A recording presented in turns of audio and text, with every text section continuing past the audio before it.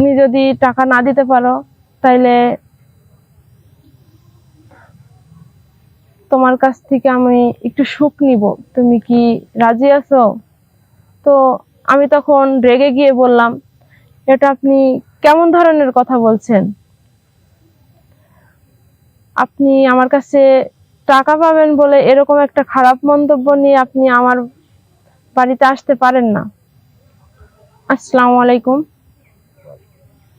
আমি কুয়াশা বলতেছি। আমার বাসা গাজীপুর। তো আমার জীবনের কিছু বাস্তব ঘটনা আপনাদের কাছে শেয়ার করতে আসছি। আমার নতুন বিয়ে হয়েছে, আমার স্বামী আর আমি। আমার স্বামীটা অনেক গরিব, তো আমাদের দিন অনেক কষ্টেই কাটে। তো যাই হোক, এরকম স্বামী সংসার এরকম অভাব অনাচার হয়। তো এরকম ভাবে কষ্ট করে আমরা সংসারটা চালাই। আমার স্বামী একটা চাকরি করত, তো চাকরিটা চলে যাওয়ার পরে আমাদের সংসারটা চলেই না। তো আমাদের গ্রামের একটা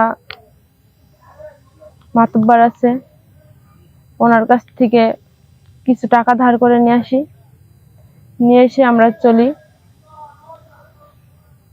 তো এরকম ভাবে দুই একদিন ওনার কাছ থেকে টাকা ধার করে নিয়ে এসে আমরা চলেছি। উনি আমাদের কাছে টাকা পাবে, অনেকগুলা টাকা। তো চলতে পারি না, এরকম ধার করে করে আমরা সংসারটা চালাচ্ছি। তো একদিন উনি আসে, মানে যে সময় নিছিলাম সেই সময় পার হয়ে গেছিল। এই জন্য উনি মাতবার আমার বাসায় আসে, আসার পরে টাকার জন্য আমাকে চাপ দেয়।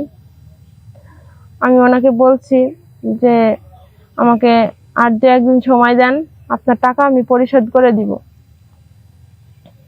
তো উনি চলে যায়। তো আমি টাকাটা অনেক জায়গায় চেষ্টা করেছি ম্যানেজ করার জন্য, তো আমি কোথাও টাকাটা ম্যানেজ করতে পারিনি। 2 দিন পরে আবার আসে উনি টাকার জন্য, তো আমি টাকাটা ম্যানেজ করতে পারিনি। তো ওনাকে আমি বলছি, উনি আমারে ধমক দেয়। আর ওনার কাছ থেকে আমি আরো কয়েকদিন সময় চাইলাম। আমি ওনাকে বললাম যে আমি টাকা তো আমি ম্যানেজ করতে পারিনি, আমাকে আরো কয়েকদিন সময় দেন। তো উনি আমাকে তখন বলল যে আমি জানি তুই টাকা দিতে পারবি না, তো তোকে একটা কথা বলি বা তোকে একটা প্রস্তাব দিই, তুই এই প্রস্তাবে রাজি হয়ে যা, তাইলে তোর আর একটা টাকা পয়সাও দেয়া লাগবে না। তো আমি মাতব্বরকে বললাম যে কি প্রস্তাব বলেন। তো উনি আমাকে তখন বলল যে তুমি যদি টাকা না দিতে পারো তাইলে তোমার কাছ থেকে আমি একটু সুখ নিব, তুমি কি রাজি আছো? তো আমি তখন রেগে গিয়ে বললাম, এটা আপনি কেমন ধরনের কথা বলছেন? আপনি আমার কাছে টাকা পাবেন বলে এরকম একটা খারাপ মন্তব্য নিয়ে আপনি আমার বাড়িতে আসতে পারেন না। তখন উনি কয় যে রাজি হয়ে যাও, নাইলে তুমি তো টাকা দিতে পারবে না। তো আমি ওনাকে বললাম যে আপনি আমার বাসা থেকে চলে যান, আপনার টাকা আমি 2-1 দিনের ভিতরেই ম্যানেজ করে দিয়ে দিব। আপনার এত নোংরা আমি জানতাম না। পরে উনি ওখান থেকে রাগারাগি করে চলে যায়, বা আমি ওনার সঙ্গে অনেক রাগারাগি করি। পরপর কয়েকদিন পরে উনি আবার আসে লোকজন নিয়ে, এসে আবার টাকার কথা বলে। তো আমি তখনও সেই মুহূর্তে আমি টাকাটা ম্যানেজ করতে পারি নাই। তো উনি আমাকে আবারও একই প্রশ্ন করে যে আমি যেটা বলেছি ওই কথাই তুমি রাজি হয়ে যাও। আর উনি লোকজন নিয়ে আসে আমার বাড়িতে, এসে আবার টাকার কথা বলে। তো ওনার কাছ থেকে আমি আবারও কয়েকদিন সময় নিই। একদিন পরে আমার স্বামীকে আমি বাজারে পাঠালাম। তার কিছুক্ষণ পরে দেখি উনি আবার আসছে। আসার পরে আমাকে বলে যে তুমি আমার প্রস্তাবে রাজি হয়ে যাও, তাহলে তোমার আর এত কষ্ট করে টাকা ম্যানেজ করা লাগবে না। আর এখন তো তোমার স্বামীও বাড়িতে নেই। আমি তখন মনে মনে ভাবলাম যে সত্যি তো, আমি তো এতগুলো টাকা আমি ম্যানেজ করতে পারতেছি না, কি করব। উনি আমার কাছে তো এতগুলো টাকার বিনিময়ে অল্প একটু সুখ চেয়েছে।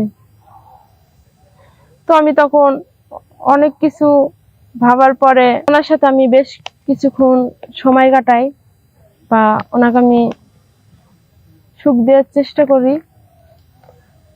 তো এরকম ভাবে অনেকক্ষণ ওনার সাথে সময় দিলাম। দেওয়ার পরে পরে উনি চলে গেল। আমি রুমের ভিতরে বসে বসে ভাবতে লাগলাম যে এটাকে আমি ঠিক করলাম। আমি তো আমার স্বামীকে আমি ফাঁকি দিলাম কিছু টাকার জন্য। আমার দেহটাকে আমি বিলিয়ে দিলাম। আমি আমার স্বামীকে তো আমি অবহেলা করলাম। এটা আমি তো অনেক বড় পাপের কাজ করে ফেললাম।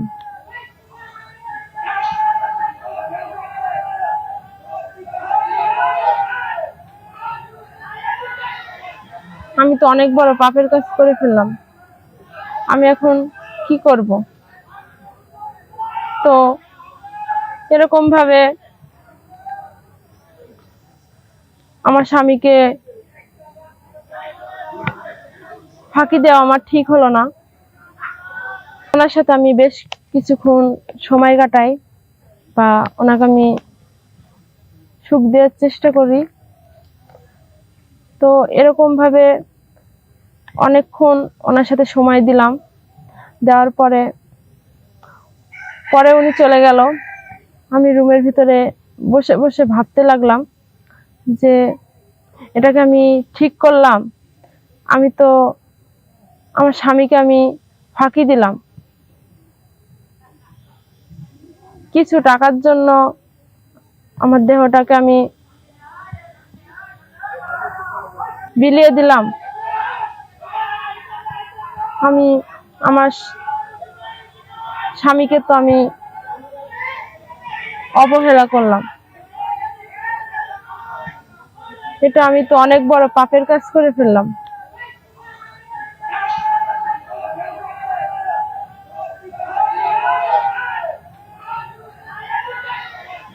আমি তো অনেক বড় পাপের কাজ করে ফেললাম। আমি এখন কি করব? তো এরকম ভাবে আমার স্বামীকে ফাঁকি দেওয়া আমার ঠিক হলো না।